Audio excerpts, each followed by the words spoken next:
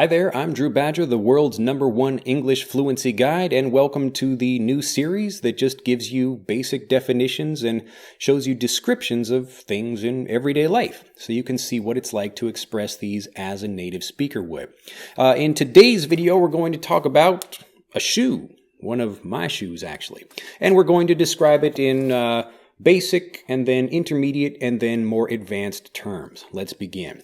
So this is a shoe. This is a new shoe, actually a new shoe.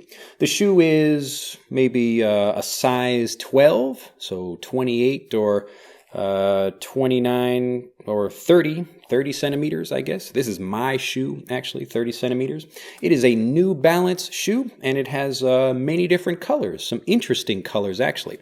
We've got some blue and some interesting red here, and an interesting diamond pattern here.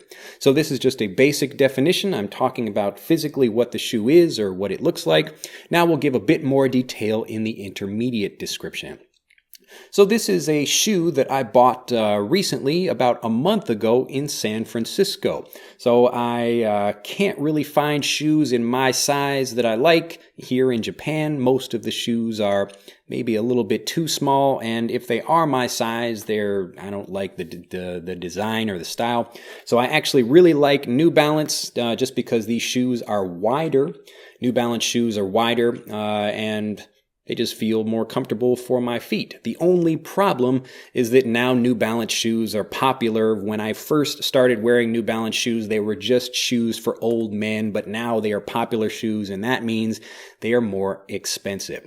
So this New Balance shoe has an interesting kind of, it's almost like climbing rope, the same style of something you would use when you're climbing a mountain. I'll give you a closer view of it. It's a good thing you can't smell the shoe from this close. Ooh, actually, it's not that bad.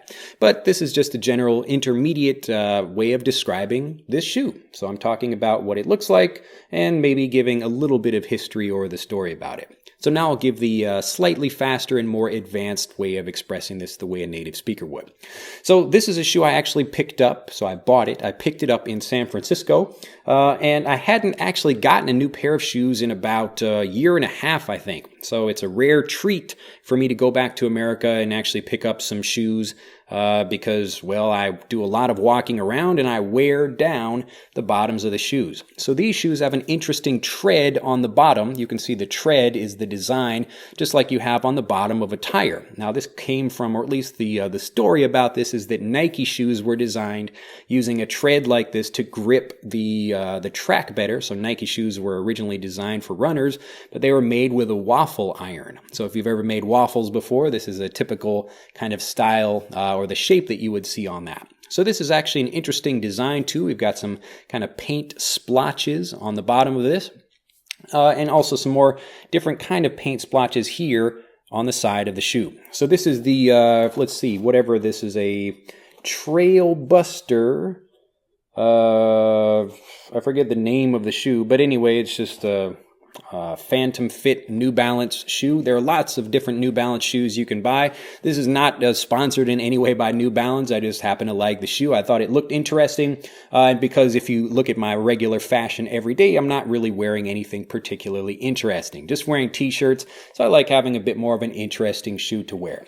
So that was my slightly more advanced way of describing this, but again, if you want to talk about something, you go into detail about that particular thing, so we can talk about the particular parts of the shoe as well. So we've got the sole of the shoe. This is the bottom of it. You can talk about how high the sole is, or you can also talk about the insole. So if you have like maybe bad arches, so my feet have weak arches like that. I have flat feet. So I put an insole inside the shoe to lift up my foot.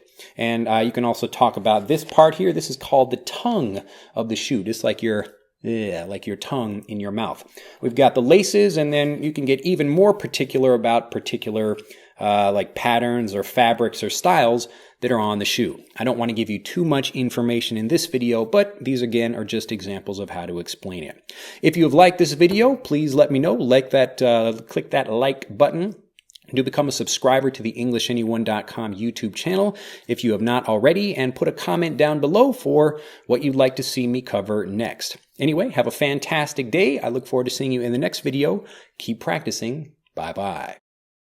To continue learning, click on the link in this video to download Speak English Naturally, our free guide to speaking and sounding like a native English speaker. The guide reveals the 3 most important kinds of conversational English you must learn if you want to sound native, and will help you experience instant improvement in your fluency and speaking confidence. To download your free guide on a mobile device, click on the link in the upper right of this video. To download your free guide from a computer, click on the link in the lower right of this video. I look forward to seeing you in the guide.